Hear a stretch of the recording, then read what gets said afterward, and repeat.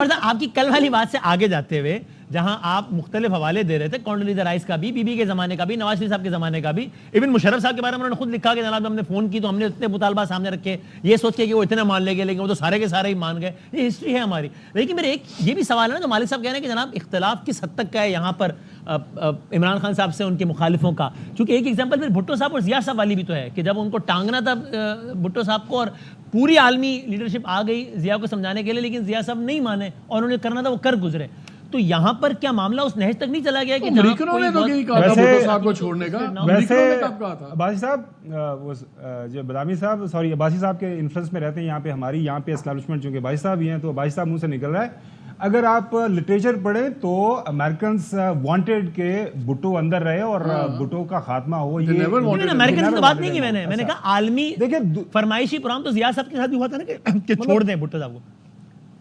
नहीं, लेकिन वो जिनका मैटर करता है वो आपको पता है, उन्होंने उस जो है भुट्टो के अमेरिकन तो बल्कि भुट्टो साहब ने जब निकल के खत लहरा दिया था तो और नाराज हो गए, जब पिंडी के बाजार में खत लहरा दिया था। तो अमेरिकन की बात में इंटरनेशनल उसकी बात। अच्छा सुने, जो मालिक साहब ने और भाई साहब ने बात की है, नंबर 1 इस वक्त जो है हमारी जो औकात है ओवरऑल जो चेस इंटरनेशनल चेस बोर्ड के अंदर, क्योंकि हमारे लेफ्ट राइट के ऊपर कोई जंग नहीं हो रही। हमारा जो एक अल्फा जिसकी जिक्र हुआ है, अब जरूरत उनको उस अंदाज से नहीं है, लिहाजा वो आपका उस लेवल की आप उनके साथ कोऑर्डिनेशन नहीं है।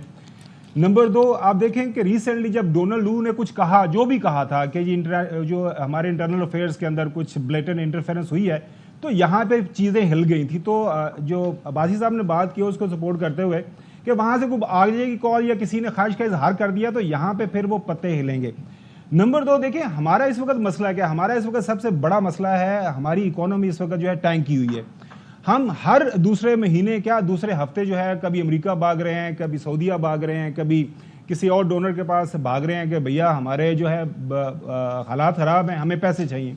लिहाजा अमेरिकन से आपको इस वक्त जो है अगर हेल्प चाहिए तो वो चाहिए उस पैसे की शक्ल में। लिहाजा अगर अमेरिकन किसी ख्वाहिश का इजहार करती है, नई गवर्नमेंट वहाँ पे नई एडमिनिस्ट्रेशन, तो वो किसी ना किसी सतह के ऊपर आपको उनकी बात मानना पड़ेगी। देखिए एक और बात है, पाकिस्तान के अंदर इस वक्त जो सारी की सारी चेस बोर्ड है ना जो हम देख रहे हैं, उसके अंदर जो काम मेरे ख्याल में PMLN या पीपल्स पार्टी से जो कुछ करना कराना था वो हो गया है। वो सारी चीज़ें अब उनकी शेल्फ लाइफ मेरी नज़र में ख़त्म हो गई है। तो अगर एस्टैब्लिशमेंट को फर्ज करें पाकिस्तान के अंदर कोई नई चीज़ आगे बढ़ानी है, अमेरिकन अगर ख्वाहिश का इजहार करते हैं, there is a big gift कि वहाँ पे जो पाकिस्तान की जो डायस्पोरा है, पाकिस्तानी जो ओवरसीज़ है, वहाँ पे वो इन्फ्लुएंस करते हैं। रात को जिस तरह जहांजेब ने हमें बताया अमेरिका से कि जो काफ़ी बड़े वेल्दी पाकिस्तानी हैं उन्होंने को पैसा लगाया है ट्रंप कैंपेन के अंदर, तो एवेंचुअली वो जाके बात करेंगे। और उन्होंने कहा है कि जनाब वाला वो हमारा एक बंदा है, वो जेल के अंदर है, तो उसका आपने को ख्याल रखना है। तो मेरे ख्याल में कुछ ना कुछ असर होगा। देखें ये बात हो नहीं सकती कि अमेरिकन किसी चीज़ का किसी ख्वाहिश का इजहार करें, पाकिस्तान की सिविल और मिलिट्री ब्यूरोक्रेसी उसको कह के नहीं और बाद में देखेंगे, ऐसा नहीं होगा। ख्वाहिश का इजहार अगर हुआ तो उसके ऊपर अमल होगा। और एक चीज़ थोड़ी सी मैं डिफर करूंगा मालिक साहब से, देखें जो अमेरिकन जो है डेमोक्रेसी है ना, उसकी स्ट्रेंथ क्या है। सारे का सारा वहां पे मीडिया जिस तरह अंदाज से कैंपेन चली, कैंपेन क्या चलाई उसने ट्रंप ने, 2 इश्यूज हैं, आप सारे उनके अखबारात पढ़े। उसने कहा है इन्फ्लेशन, उसने कहा है इमिग्रेशन, जो इलीगल इमिग्रेंट्स है उसके ऊपर उन्होंने बात की है जी। और जो कमला हारिस है वो बेचारी एक एक्सीडेंटल चूंकि कैंडिडेट बन गई ना, उसने अपने आप को डिस्टेंस किया बाइडन की उन पॉलिसी से जिनसे वहां पे इन्फ्लेशन है, वहां पे महंगाई है।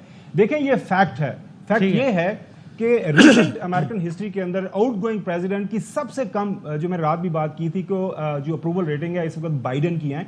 तो ये सारे का सारा इम्पैक्ट जो है अमेरिकन जो वहाँ पे हैं, वो आपको याद होगा जब मेरे ख्याल में पहली दफ़ा क्लिंटन जीता, उसने वो एक टर्म कॉइन की थी कि इट्स इकोनॉमी स्टूपिड।